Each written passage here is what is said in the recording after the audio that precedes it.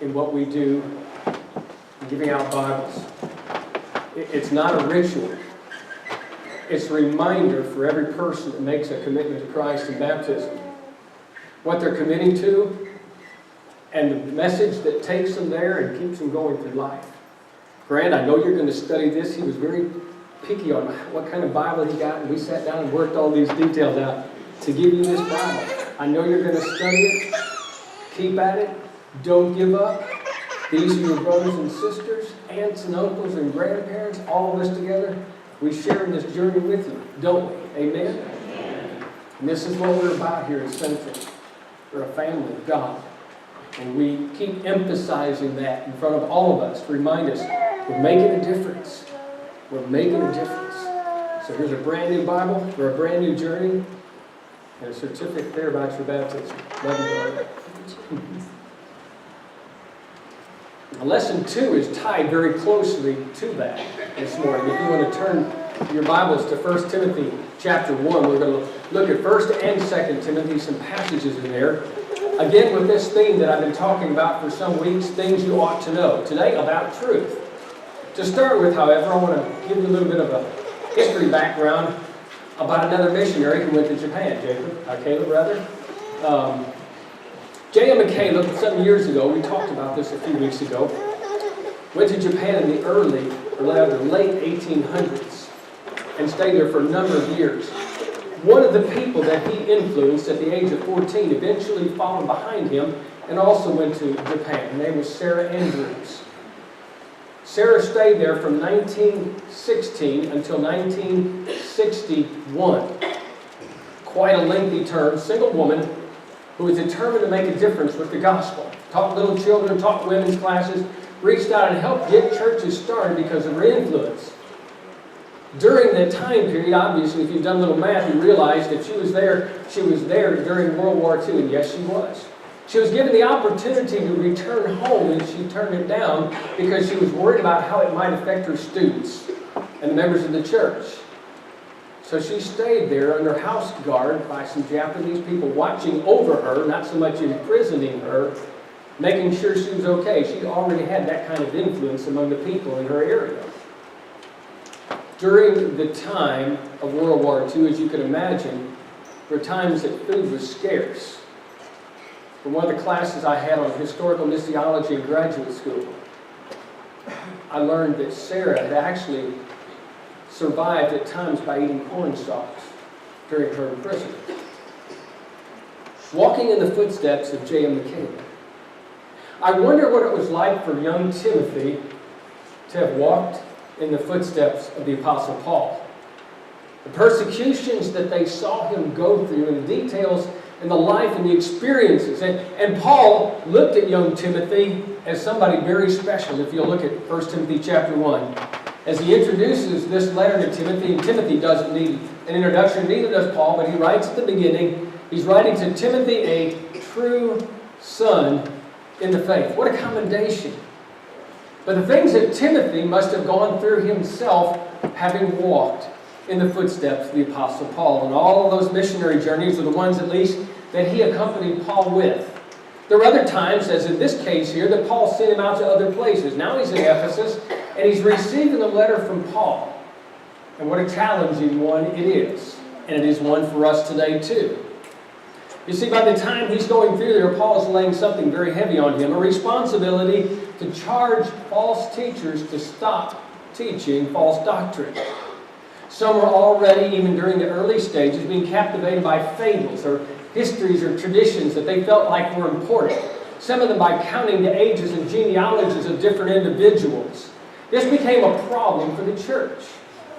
Disputes broke out, and rather difficult to determine how to stop all these things. And the end of it was that they weren't edifying or building the church up. And listen what Paul says to him in verses 3 and 4.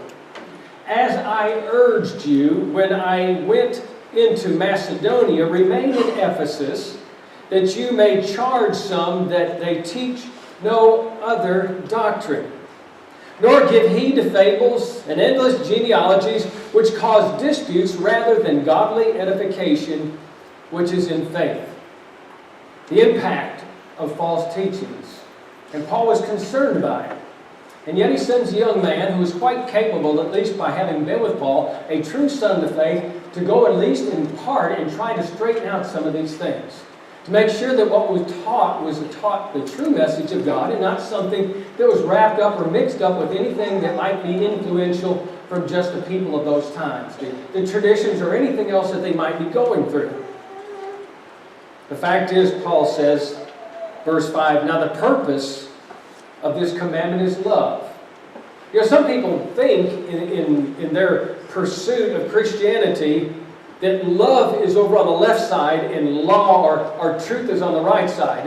And some hold to one and not to the other, in either which direction. And yet Paul is combining the two together here as he describes this. Truth has a whole lot to do with love. The purpose of this commandment is love. From a pure heart, from a good conscience, and from a sincere faith. And then in verses 6 and 7 he says this. From which some, having strayed, have turned aside to idle talk, desiring to be teachers of the law, but understanding neither what they say nor the things which they affirm. This is a serious matter. The impact of the false teachings not only were affecting the ones that were teaching, but were influencing other people in the church, and Paul was very concerned about it. And so he writes to young Timothy, and he's telling him, we've got to take care of this, or the church is going to go down the tubes. We look at this and think about today and our day and time and understand that there are a lot of people that aren't holding fast to the truth. It's a sad thing, but it's a factual thing. And this message is just as true today for us, and a reminder for us to make sure that we stay with what God is teaching in His Word. Nothing more, nothing less. The fact is that that's not always the case.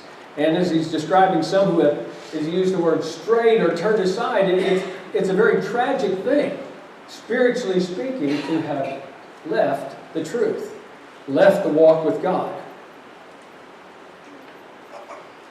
Verse 6 through 9 of Galatians 1, if you want to turn to that, is so important. As Paul is writing now another letter to another church, at an earlier time, to a church, he's dealing with basically the same issue. At the very beginning of the letter, Paul is amazed. He writes in verse 6, he says, I marvel. I'm shocked, you might say in today's terms, that you, writing to these Christians, are turning away. Notice the terminology here. They're leaving. They're not on the same direction, or whatever it is here. He's turning away so soon from Him who called you into the grace of Christ to a different gospel. Well, is there a different gospel? Well, no. Paul clarifies that. Verse 7, which is not really another, but there are some who will trouble you and want to pervert the gospel of Christ. And then he adds this in verse 8 and 9. But even if we, Paul including himself in this, any apostle, any prophetic writer who aspires to be or is a prophet or a person of God, if we are an angel of heaven, and the gospel, the Old Testament talks about being communicated sometimes through angels. So they were messengers also. That's what the word angel means. And sometimes they communicated to God's people. God used the angels to do that. So it doesn't matter if it's an apostle or even an angel. If we or an angel from heaven preach any other gospel to you than that which we have preached, let him be accursed. As I've said before, now I say again, if anyone preaches any other gospel to you than that which you have received, let him be accursed. Adding to the seriousness of what's going on here, to turn aside to a different teaching, to Christ, and Paul uses the term accursed, condemned, banished to hell. If that's their lifestyle, does that mean they can't change? No, it does not.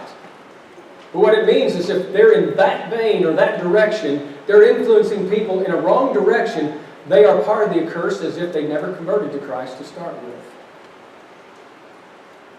Now let's go back over to 1 Timothy for just a moment. We'll pick up at verse 8 here. Because as Paul is discussing these matters to young Timothy and the fact that he needs to make sure they teach no other doctrine, he comes back and he lays a little bit of a foundation. Look at verse 8 here. It says, But we know that the law is good And he adds one little bitty word, just 2 letters. If one uses it lawfully. Now I want you to see what's going on. Number one, the Word of God is good. It communicates, as what was read just a few moments ago by Grant. So all Scripture is inspired of God. It is profitable, not just a little bit, but beneficial in every way. Profitable for doctrine, for teaching, for instruction in righteousness. That the man of God can be complete, perfect, in other words, thoroughly furnished to every good work, Paul writes in 2 Timothy chapter 3, verses 16 and 17. So, the law is good if you use it lawfully. So, in other words, the law could be bad if you don't use it correctly. So you can, matter of fact, take this word, which we are using for our studies, and understand that this is our guide, this is our principle. And yet in the world today, there are people that take this very same thing and not use it lawfully or correctly, and it becomes something bad. Because they're taking what God is saying here and are teaching something different. They're adding to it, they're changing it around, they're interpreting it a different way than what the context and the message completely says, and they're making it say something that God does not say. Either taking away some things that God said you should be doing, or adding some extra things in there that they want to have in there because that's what they think should be added. Then the law becomes bad. Not the law in itself, but it's the application of that law. And so we have issues all over the world. They had issues back then. And we understand these are things that we ought to know. We ought to know that there's an application that can be the wrong direction. Now, how did this misuse of Scripture come about? How did they go about all of these things? We'll go back to verse 8 and say they didn't do it lawfully. There was something that wasn't applied. Not everybody respects this Bible the same way we do. Hope that you do. But there are some that look at the Bible and use the word inspiration. And I'll tell you what some people think. They think, well, yeah, this is definitely inspired of God. There's lots of good, godly principles in here. They don't look at it exactly the same way that Jesus did, that he talked about in Matthew 4, verse 4, when Satan came and tempted him. And remember, he wanted him to change the stones into bread. And Jesus said in verse 4, and he's quoting the Old Testament, by the way, he says, man doesn't live by bread alone, but by every word that proceeds from the mouth of God. See, what he's telling us here is there's not just some things in here that are beneficial, but every word is beneficial. Or as we'd already noticed in 2 Timothy 3:16, all Scripture is inspired of God. Not just the principles, not just some good ideas in there, which would give us the thought then, as some would conclude, well, I can take it or leave it. Or I can change it around however I want. But every word you see there is given by God. You say, well, preacher, why do you teach these lessons of things you ought to know and you just select certain things? I'm highlighting things that are basically what I feel like are important for day and time, but it does not take away, not one iota, that every word is from God. Every principle, every comment, every thought. And the more you study, the more you scrutinize, the more you examine, the more you just sit down and pour your hearts out, you start realizing how applicable every bit of that. And that's the second part, you see, because this is an old message coming from manuscripts that, yes, are copies of manuscripts, but it's not like they've been copied over so many times that it's been lost. The scrutinizing of the copyists, of the people that copy the manuscripts are so detailed, it's incredible. And how much all of these different manuscripts that are all over the world coincide with each other. God's taking care of this to make sure that we get His words. So we don't have to worry about, is this really what God said or not? Because there's some over here that say this and some over there that. That's not at all the case. Some might want to lead you to think that. But every point is not only there and accurate, but is relevant today. It's interesting what Solomon writes when he talks in the Old Testament.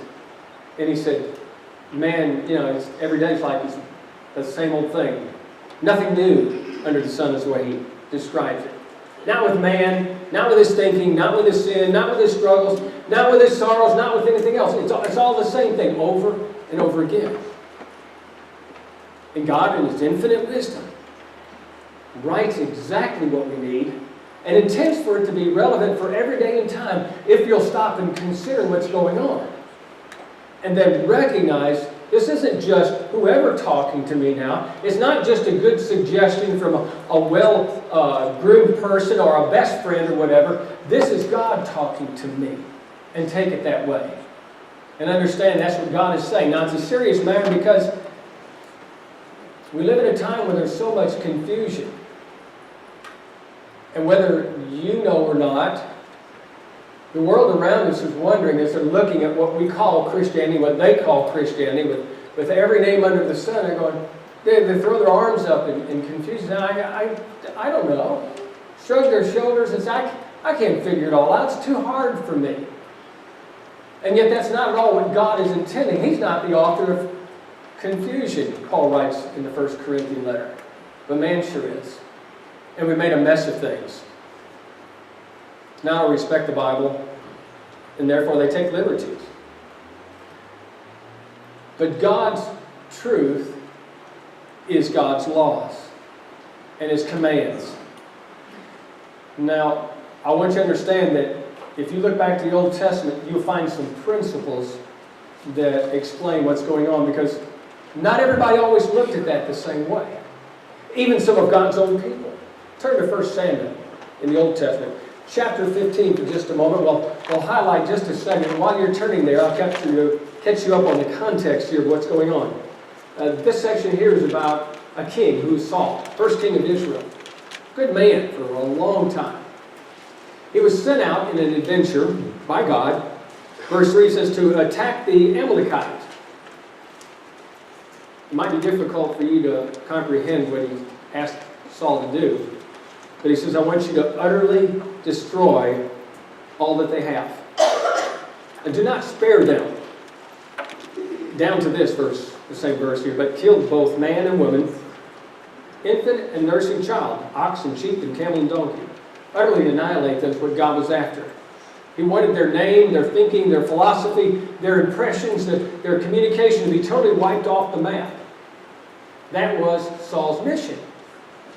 Saul says, I'm on it. He takes off with his army and he goes. Now when he comes back, this good old King Saul, the first person that God chose to follow His people, comes back and he meets a prophet named Samuel along the way. And Samuel has some words for him. Verse 13. So Samuel said when he saw Saul, he said, and blessed are you, what Saul said, blessed are you of the Lord. And then this is what Saul says, I have performed the commandment of the Lord. But Samuel, the prophet now, says to him, what then is the bleating of the sheep in my ears, and the lowing of the oxen that I hear? In other words, you went out with an army and you're coming back with a little bunch of animals included in that. Where's all the noise coming from? Now he sees the animals too. It's not that he's blind. But he's just raising the point here. Why all this stuff here in your baggage? Verse 15, Saul begins to argue with him. There's a different way of, I perform the commandment, Saul says. So verse 15, Saul says, but I have brought them from the Amalekites, for the people spared the best of the sheep and the oxen to sacrifice them to the Lord. Verse 16, but Samuel said to him, be quiet, I will tell you what the Lord said to me last night. You did not. See, there's a battle back and forth over, I've kept the commandments of the Lord. This is even between a prophet and the king of God, or the king of God's people. Two chosen men of God. But a misunderstanding of what it means to keep the commandments of the Lord. And keeping the commandments means keep all the commandments. And not devise in your mind, well, I'm going to do this also because this will be helpful. God didn't tell him to do that. Not in this case. There were other cases where they would go out and they would capture things and bring things back. You know, the spoils of the war that they get to have for themselves. kind of a praise of the battle for the soldiers who went, and to take back to their families, but not in this case. But Saul disregarded. He should have known the difference, and he did know. But he's going to debate the difference. Now, I want you to see why he's doing this, because this is a reason a lot of times that we have struggles here. It's because he had a background of something else influencing him to look at this I am obeying God from a different angle. And God wasn't looking for a different angle. He wasn't looking to please the rest of the soldiers. He was looking to do what God said. Saul was listening to what God said and also at the same time striving to please the soldiers. Now let's go back to 1 Timothy, and also we'll look at 2 Timothy. Both of them in chapter 4, by the way. So as Paul is writing to Timothy 2 urgent letters, and chapter 4 deals basically with the same principle about false teaching. Verse 1 of 1 Timothy, chapter 4. Now the Spirit, God's Spirit, speaking to him, expressly, specifically, very urgently, in other words, says that in latter times some will depart from the faith, giving heed to deceiving spirits and doctrines of demons. I remember the first time I read that. I don't remember the date, but I do recall reading that. I was thinking they were, I was expecting what I was going to be reading next to talk about them worshiping demons and doing all these evil things. This is a doctrine of demons. They were speaking lies, verse 2, in hypocrisy, and their conscience was seared with a hot iron. I mean, it was just like hard as stone. You couldn't begin to bend them. They weren't going to listen. And then this is what their teachings were, verse 3. Forbidding not to marry. And commanding to abstain from foods which God created. And I'm thinking, well, so if somebody doesn't want to marry, they don't have to marry. But that wasn't what they were doing. They were teaching that certain people who would choose a certain religious life could not marry. And they were telling people on certain days, you can't eat meat. And that rang to me, having been raised as a Catholic, because I'd heard those teachings. And that's what he defined as a doctrine of a demon. Had they believed in Jesus Christ? Yes. But they were altering minutely, it seems like, parts of what was being talked about here. 2 Timothy, again, chapter 4, verse 3. For the time will come when they, speaking just people in general out there in the church, will not endure sound doctrine, but according to their own desires. You see the motives there? Because they have itching ears, in other words, wanting to hear something, they'll heap up for themselves teachers, and they will turn their ears away from the truth and be turned aside to fables. Now, he doesn't mean like Aesop's fables. He just means something other than the truth. But they're minute. Now, it's hot in here today, and just by coincidence, I've got 2 glasses of water here. And Craig's a good song leader. Craig, come up here. I know you're hot thirsty from leading all these songs. Well, we're getting to that. 2 glasses of water. 1 glass is pure. The other glass has some water from another part of the building. Do you want to have a drink? He's lost his thirst. Let's put some ice in here, because it is hot. All right? We'll put ice in both of them. Now we've got ice in there. Now it looks better, doesn't it? Do you want a drink? Not interested. If I took a drink out of this one?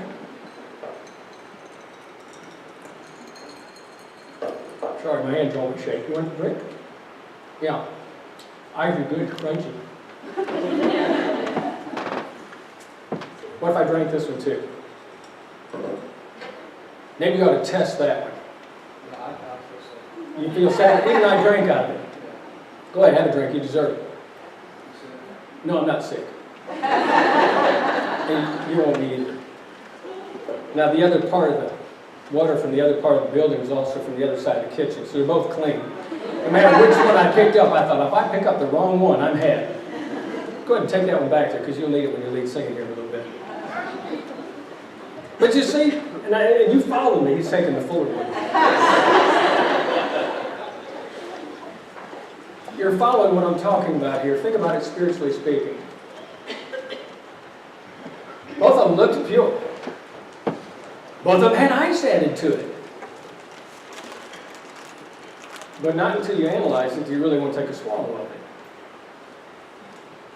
Now, as we're looking at Scripture, and we see the influence that it's making, however minute it is, we don't want to go swallowing whatever without not first analyzing what's being taught.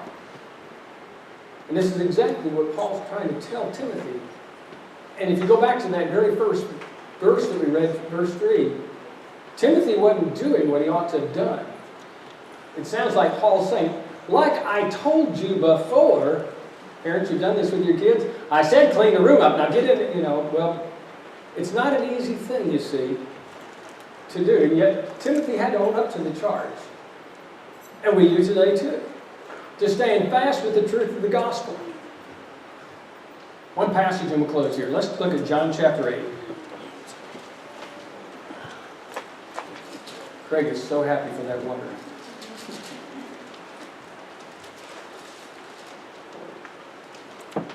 Verse 31, Jesus says to those Jews who believed in him, you see, these are the ones that are believing. He's got a close group of followers now that are believing. If you abide in my word, you are my disciples indeed. I want you to live in the word. If you're living in the word, you're going to understand what it's about. Nobody's going to fool you. You're not going to be confused about what's going on here. Now, it takes some work to do that. He's not saying if you read it once in a while, but if you abide in the Word. And then he says this in verse 32. And then you shall know the truth, and the truth shall make you free. Now, you've probably seen this on posters and all over, but it's preceded by the challenge to live in the Word, to really take it in. But then there's an acknowledgement that comes here after this, and I want you to notice this. You shall know the truth. It is knowable. It is able to be ascertained in any direction. If you looked at 1 John, I'll have you just go home and look it up in chapter 2. John comes across even stronger about this idea of knowing things than what he says right here. Oh, that's enough. But he says, I want you to know that you can know that you're in him, that you're following him, that you're his disciples. Now that's a bold claim in a world where people say you can't know everything, because you can't. And he's not saying it's just for the affluent people either, as Grant was just baptized 2 weeks ago. You see, people come to an age they're old enough to understand. It doesn't take a philosopher or a genius or a rocket scientist or anything else to know what the Scripture teaches. You can know that you know. Be sure that you know, is what Paul's saying here. An admonition for all of us to make sure that we got two glasses and they both look good and they both look nourishing, but one of them might be contaminated. Just check it out. Whatever a preacher says, whatever anybody says out there, hold up the Scriptures and say, is this really what it teaches? Check in context. And then know for sure. And as we read earlier at the beginning of services, when Grant was reading, it says, they're able to make you wise unto salvation. I want to go to heaven. Don't you? I'm not sure. We're either sleeping or what. But okay. I know it's hot. I want heaven. I want you to have it. Are you following it and are you living it? And if you're not, then come down front right now while we stand and sing.